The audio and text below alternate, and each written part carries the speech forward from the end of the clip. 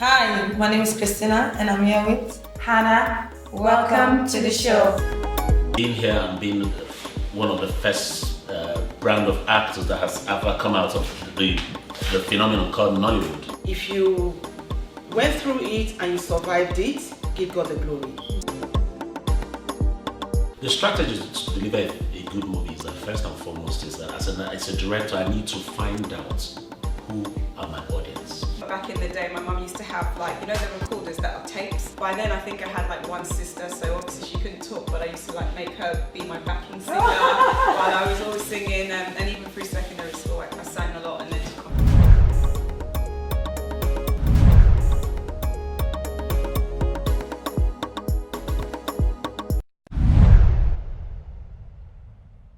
Hi, my name is Christina. And my name's Hannah. Welcome to the DMD Talk Show. We're joined by our first two guests, Reverend Dr. Priska Richards and Uche Adopta, actor, producer and filmmaker. Hi guys, how are you both? Well, good. I think I'm good. I don't know. I am doing Nice to see you both today. So did you guys find your way here okay? Not quite easy with me though. No. And what about you? I like it when it's a little bit difficult. Yeah. I like to work for it. You feel you've achieved something. Brilliant. Okay, so Uche, can you tell us how can UK Nollywood film be improved? Oh, it's very simple. It's about commitment.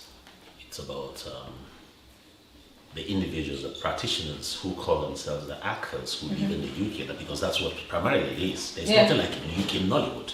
It's just actors who live in the UK and make movies in the UK. So what we need is that there needs to be commitment, which is very difficult. Because I like to be very sincere when I talk about some of those things. Very difficult in the sense that the system here organizes itself in such a way that you have to work the 8 to 5 kind of job to be able to pay your bills. Therefore, acting will be something you do on the side. And it has to fall into the time that you'll be able to carve out time from your normal routine. Therefore, it's difficult for us to get us to that point where we want. But again, individually, we need to be trained. Because yes, you can be born an actor, but you need some finesse, you need some passing through the fire to come out very and wonderfully well to say acclaimed actor. Do you feel like then that the sort of nature of the UK, working environment sort of inhibits the ability to commit to the time that's needed to really be improving in the industry? In one simple word, yes. But then again, it all depends on the individual. The individual says, this is what I want to do. Because whatever you set your mind to do, you can achieve it, no matter how difficult it is. That's one thing I believe in. Yeah, definitely. Okay. So what are the strategies to deliver a good movie?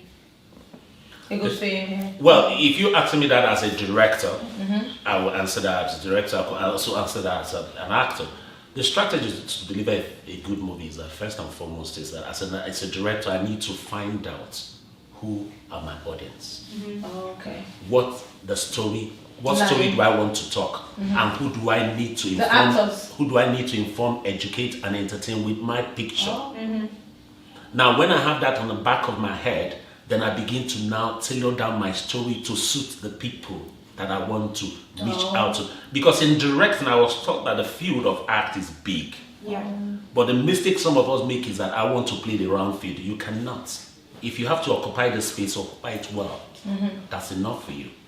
I can decide to do Caribbean movies here in the UK, and I'll treat the Caribbean people, and they become my audience, and I'll have enough market for them. Okay. So it's not about the actors you've got on the... The actor is later. First and foremost, the story has to be tight, the plotting has to be good, then it has to have a purpose. Because if it doesn't have a purpose, you just flow on the air and disappear like that. And then when you go forward to pick, the actors and actresses for the production, does that come down to your audience as well? Are you looking to pick people that the audience are going to recognise, or just people from their culture? Or? Well, commercially, that you're going to pick one or two persons that will fly your story. Yeah. Because first is that the eye begets before the entire exactly. soul works So on it. So now when you see the poster of the film, no matter how good it is, picture, sound, and all that, and color, if you don't see a face that attracts you, it will move you. You won't be attracted to it, except there's so much hype which you're going to spend so much money to feed that information into the minds of the people. Yeah. So first and foremost is that you need to satisfy them by what they With see. the face, yeah. Now after that, they Which should save a lot, isn't it? That's it. And, yes, commercially, yeah, that's it. in publicity. Mm-hmm. Brilliant. Okay. Okay, so what are your thoughts about Nollywood and what would you like to see change?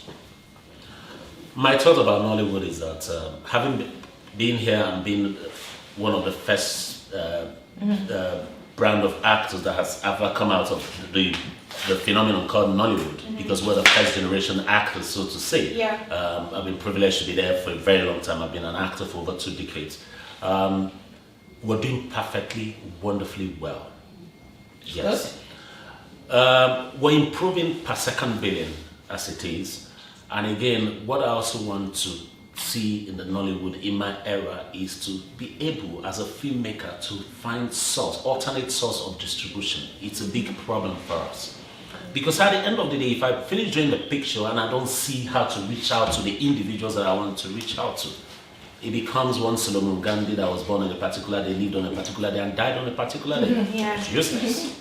Do you understand? Yeah. So the network has to improve. I need people who are not just filmmakers, who understand business and distribution, to come out and say, let's come on board and see how we can help distribute this thing. Because the few that we have, sometimes there's so much bottleneck for us to be able to reach them. Yeah. Okay. Yeah. Would that be through sort of cinema first and foremost, like your typical sort of film, cinema, and then on release? Sort of thing? Well, it's not every movie that has to go to cinema. No. I agree, yeah. Yeah, that's the mistake we make. The cinema story has to be cinema feel. It has to have a particular kind of genre. You have to be treating a particular kind of issue. It's not every issue that you take to the cinema. Yeah.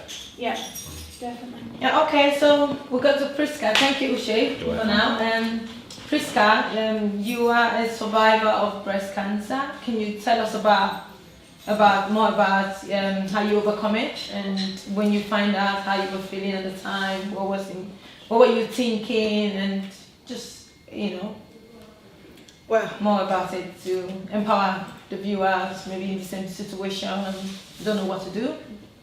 first and foremost, I'm thankful to the Lord.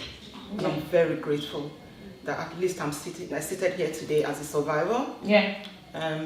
It's a big thing, and thank you for the opportunity given to me to be with you today, to be able to share Speak my out, experience, to speak out of what I went through. Yeah, it's not a good experience anyways. If you went through it and you survived it, give God the glory. It is not something you pray that anybody should go through.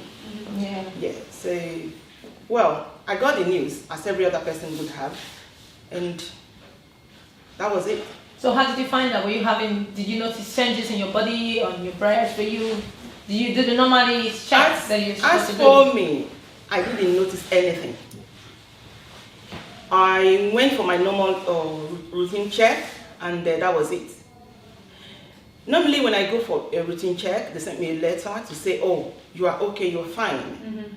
But this time around, I didn't see a letter until after 2 weeks. And the letter I received asked me to go to another hospital to do a mammogram. That was when I said, oh, what is going on? And I touched again, nothing, I didn't feel anything. Okay. So I had to go for a mammogram at a different hospital. It was when I did the mammogram, they pointed to something. I said, look, there is something there on your right breast. And you couldn't feel it? I didn't feel anything. Wow. And it was already stage 2. Wow. Wow. That was it. That was it. So how long was your journey, sort of before you started to feel yourself again and got your health back? I'm still going through treatment. Okay. I'm not feeling myself yet, but I'm strong by the grace of God. I went through the removal of the tumor, then because it was already spreading towards my armpit, so they had to take off 3 lymph nodes from there. Then after, I think the samples were usually sent to US. It got back that I have to go through radiotherapy. Okay. So I was sent back to the hospital after 6 weeks. I had 36 sections of radiotherapy. Currently, I'm on oral chemotherapy. So it was horrible, really. Yeah. Because the whole place was sore. I went through a lot of pains. But I thank God for loved ones who were there and still there. So Do you think that's key to getting through that experience, is having the support of your family and your Yeah. friends? yeah. To support you at the time. In fact, Nollywood UK, I'm so grateful to each and every one of them. Every day by day, they were at my bedside. Church members, I'm so grateful as well. And I thank God. Everybody cried for me. And that support gave me strength, because somebody would have gone from there, somebody would have just been in bed, but because of that support, I got that strength to bounce back quickly. To have hope. Yes, to have hopes, that's it. And in terms of your prognosis for treatment, where are you at now? Sort of how long have you got your chemotherapy before you can kind of... Yeah, I finished my radiotherapy. I started my radiotherapy January 15th. I finished February 18th. I had 38 sections of it. When I say 38 sections, it was a long journey. Yeah. You know what it means. And by the time I finished, the whole of my right side was totally burnt. Yeah. So now I'm off it. I'm on tamoxifen. Yeah. I think that is oral chemotherapy Yeah. that I have to take at 10 a.m. every day, and I'm going to be on it for 5 days Okay. before I'm cleared. Well It's a done. long journey, but obviously Yeah. sharing your story today Yes. is Well, going to help people, inspire people. So what would you say to people then, if they do feel, or even just instinctually, if they feel there's something wrong, but they can't feel anything, would you encourage them to just go and get checked regularly, Yes. just to keep on top of it? I think the advice I will give from here is, normally they tell people check for lumps. Yeah. But I discovered it's not just for lumps. Yeah. You as a lady, when you begin to feel that one of your breasts is going bigger than the other, go for check. Oh, so that's what causes it. Yes, when you start to feel itchy around your breast, go for checks. Are you getting it? So were you feeling the symptoms? I wasn't feeling anything. You didn't have none That of is this? why mine just surprised me. I didn't feel anything. I was okay. I was fine. I didn't feel nothing. But that's what they say, that if you feel itchy, or if you feel like... is that Yeah, what doctor I said think to because you? after that I have to go, because I'm a Changes your researcher. After that I Okay. have to go, go on Do research. researching some things and all that. Why didn't I feel this? Why didn't I feel that? And I started seeing some other symptoms to look out for. Not just the lump. Look out for some other signs, as a lady. Oh, it's a shame. That's why it kills people so quickly. So Quickly. before they realize So it's already quickly, before you know spread. it's gone. It's gone. And I had my last check 2015. Then 2018. 2015 there was nothing. 2015, 2016, 2017, 2018. Already something is there, and it's already Advanced, stage 2. yeah. Look at that. So It can happen really quickly. quickly. So it's advisable for ladies to go for check Yes, every now and then. Every now and then. It's advisable, yes, just to be on the safe side. Yes. Definitely. Okay, you're also an... Why are you guys talking only about ladies? Why is nobody talking about a man? Everybody should go look out for themselves. Yeah, that's true. No, that's Yeah, we should all check up on ourselves Yes. and know how we're feeling. Yeah. Yeah. For Because- sorry, sir. Sorry. Yeah, because sometimes, we shy away from some of those things that our African tradition or our ignorance makes us to shy upon. We hide upon it and we die.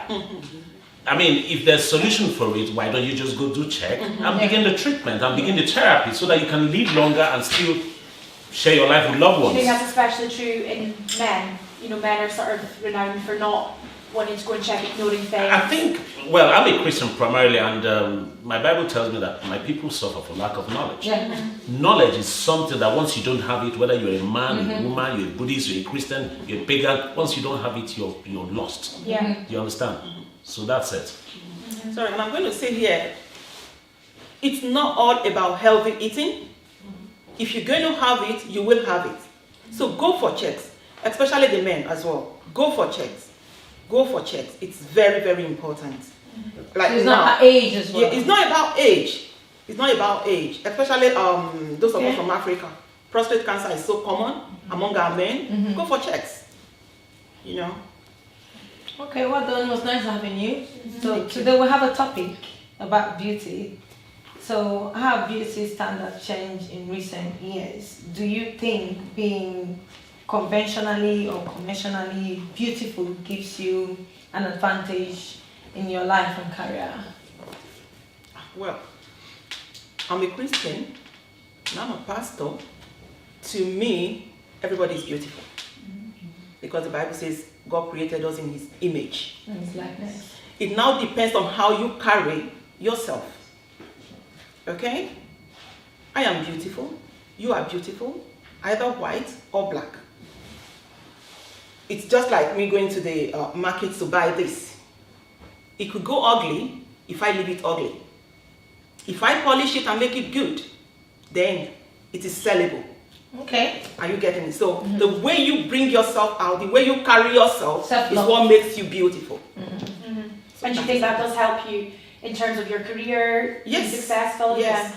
Yes, Okay. because So what's in my about you? career, you need to be presentable. Yeah. That's it. Well, like my Reverend Pastor has just said, the name of the game is packaging.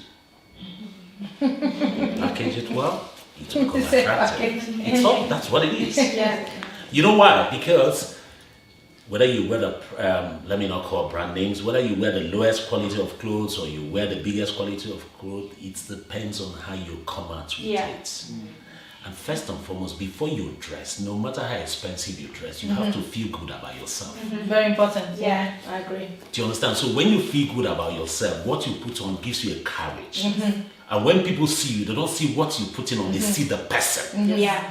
And they want to identify with the person. So no matter what you do, So is that confidence? that's it. But however, talking about commercial dressing or not commercial dressing, the truth is you have to, as an entertainer, you have to know what dress, what clothes suits the environment. You won't be coming for an interview and you're wearing things that as a lady you're finding it difficult to sit down because when you're sitting down the camera is seeing beyond what you ought to see. Yeah. Do you understand? Wear that thing that will make you comfortable. You don't wear things that you get uncomfortable all the time or you're adjusting your user. If you're not uncomfortable, if you're comfortable with it, don't put it on. Yeah. There's this saying that says you have to dress as you want to be addressed. Yeah. You know, the ladies, either they put on the eyelash and their eyes keep popping up water. If you're not comfortable, take it out. Be yourself. We'll still appreciate you that way. You know how it is. So don't just go because you are doing it. And, you know, like she has her own style. She has her piercings and all that. So because you can put it on and the next thing your mouth So if it doesn't suit you, it doesn't suit you. Don't go with But it. do you think as well that, you know, commercially, what we sort of deem as beautiful or what we're told by the media as things beautiful is very narrow, you know, in comparison to the diversity of people in general, weight, gender, race, whatever it is. Commercially, you're sort of pushed into thinking that, pressured into thinking that you have to be a certain way to be beautiful. To be beautiful. You know what I mean? Man. Go on. Okay, for me, I think it's a situation of, there are two kinds of people on earth, my father taught me. Those from a home and those from a house. If you're from a home, you're taught how to grow. The etiquettes of life are imbibed in you as you're growing up. Nothing takes you by surprise. You already know that you're born to be great. It's just time. But if you come from a house where things are not defined, you just go with the wind and You go with the flow, yeah. Go with the flow. Everything that people say matters to you. Whether you like it or not, it's not about how people see you. It's what they present to people that they perceive. Because I tell you what, the richest person on earth today, I didn't hear he went to Harvard. That doesn't mean that who went to Harvard is not a successful person. It's a matter of how do you apply your brain to work. Yeah. That's it. So commercially, you yourself can sell to the world what they want to buy from you and they will buy it. It's all Depend on about- the individual. It depends on your presentation and your packaging. That's it. Wow. Definitely. That's my take anyway. Yeah. So any advice for the viewers as a director, producer that are looking to, you know? Maybe making. Yeah. Well, as a director and a filmmaker, my take is you out there listening to us and watching us and have been following us and you want to become an actor, get trained. And there's this thing you're doing, I saw. Okay, very soon, sometime in June, July, we'll not fix the date yet. There's going to be an acting masterclass with Uche Odopota here in London. We need to train people. For people that want to want to learn acting. When that time comes, I'm sure that you get the right information so that people will hear where the venue and the process to register for it. It's simple. Just get trained, get basic information, and the others will come out of it. That's it. So please make yourself available to be trained either by yourself or by the knowledge that you can seek. And follow Uche Dokuta as well. That book that you have not read, somebody said something today that I just got into my ear. That book that you have not read is possibly you that is going to write it. Or that book that you have not seen on the shelf is possibly you that is going to write the next version. You can also follow me up on Instagram. Just put Odoputa, Uche Odoputa 1 on Instagram. Facebook, Uchenna Odoputa, that's my Twitter. Facebook. I'm not on Twitter. Snapchat? Yeah. I did not have Snapchat either. Follow me on Facebook. You need to upgrade. Reverend Priska Richards, Instagram, Elegant Celeb, actor producer. Thank you. Nice. And Reverend Dr. Priscilla, have you got any words to leave the viewers with? Yeah. Just in regards to your journey and your story today? Yeah. For the version of the cancer thing, go for checks. For acting, if you're passionate, do not hide yourself. Come out, get training, as my boss just said. Yes, get trained and portray yourself. Okay, it was nice. Thank you so much. Lovely having you Lovely both. to see you both. Yeah, thank Uche you. Dokuta and Reverend Priska. Thanks for coming on the show. Thank you. We hope to have you again sometime soon. Anytime, thank you for having us. Thank you. Thanks for having us. God bless you. So we'll go for a quick break now, and then when we come back, the artist is going to perform to end the show, which is Sarah Wonder. Don't go anywhere, stay tuned. See you soon. Welcome back to the DMD Talk Show. We're now joined by Sarah Wonders, recording artist and worship leader. Hi Sarah, how are you? I'm fine, thank you. Thank you so much for having me on the show. So nice to see you. You look gorgeous. Thank you. Your makeup's beautiful. Thank you. That's courtesy of my makeup artist, Always Makeup. You can follow her on Instagram. She's lovely. Oh, amazing. Okay, so Sarah, tell us about your new single. You're great. Sure.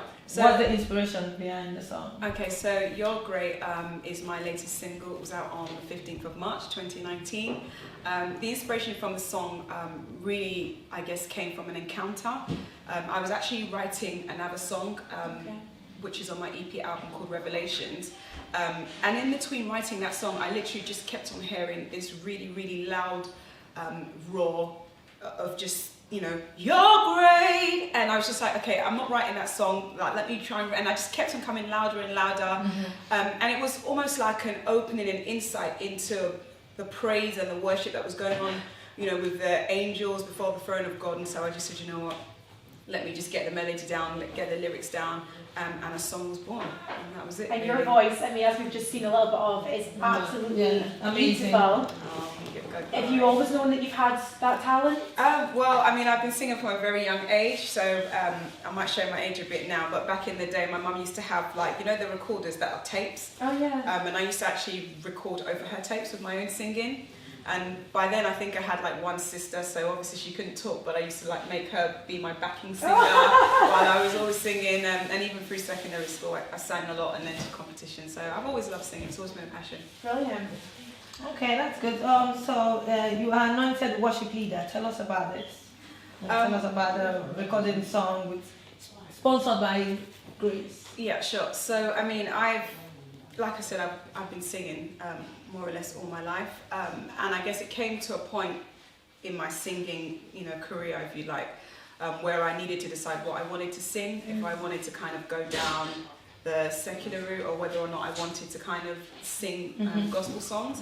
And at that decision point, I decided to choose gospel songs just because I can write songs and that inspire people, that encourage people, that give people confidence in God. And I mean, it really started from there. I didn't start singing straight away. Like now I go out to different places and I'm invited to minister and talk a bit about experiences and about God, etc. But it wasn't always like that. I did have an issue with confidence, just because a lot of people are always very opinionated about how you should do something and whether you're good enough and, you know, whether you have enough riffs or, you know, so it can get quite political.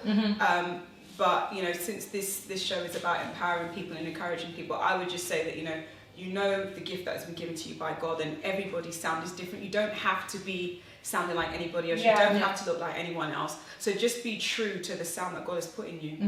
And, you know, every time kind of, I guess, fear or lack of confidence wants to try and get me, that I just remember that actually I'm made for myself, and this is the sound that God's put in me, and that's the sound that I'm going to give out. and it gives you So you peace just of mind. instinctually followed, what the career path you were to go, because you said that you weren't sure between, what route you were going to go down, but you just felt that Christian singing was like the best route for you. Yeah, definitely. Okay, so do you have an album? So I've got an EP album recorded, but it's not out yet. I released my first track called Champions Anthem last year, 9th of June 2018, and as I said, I've just released my second single from the album, which is called You're Great. So later on this year, I'll probably be doing a live concert. So stay tuned. If you want to find out more about that, you can follow me on Instagram at Sarah Wonders UK. I'm also on Twitter at Sarah Wonders UK and Facebook Sarah Wonders. So tell us about this live concert you're gonna do.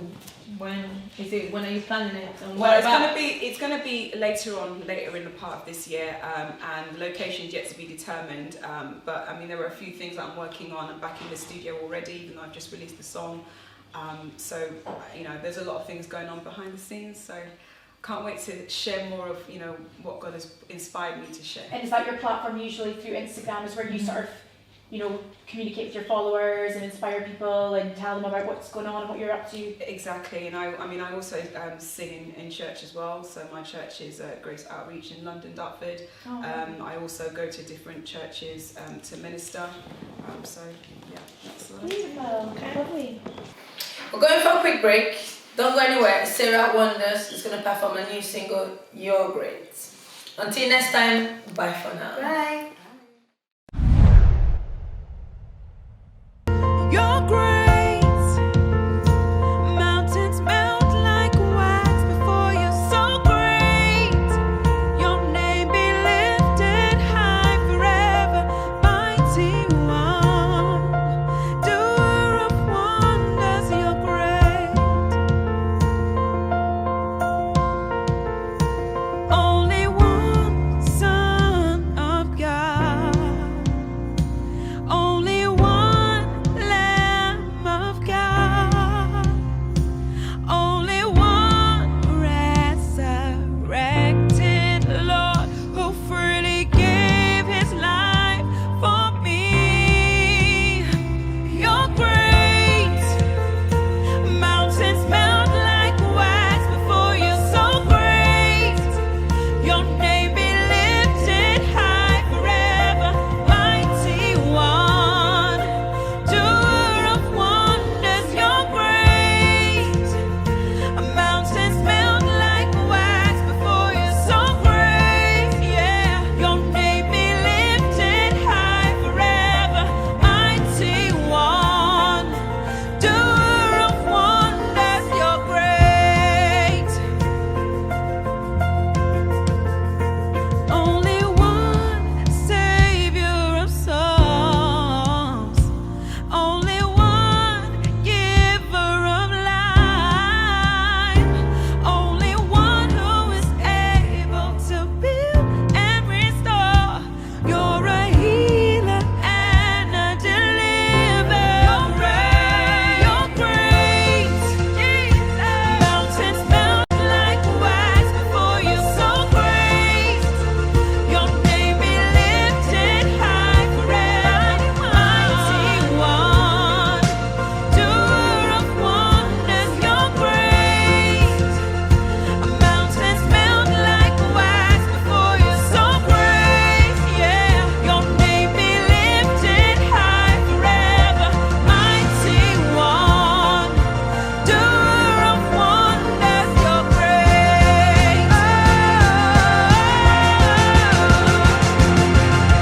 You're great. Your power. Praise Jesus Christ on high. He's reigning. Until next time, bye for now.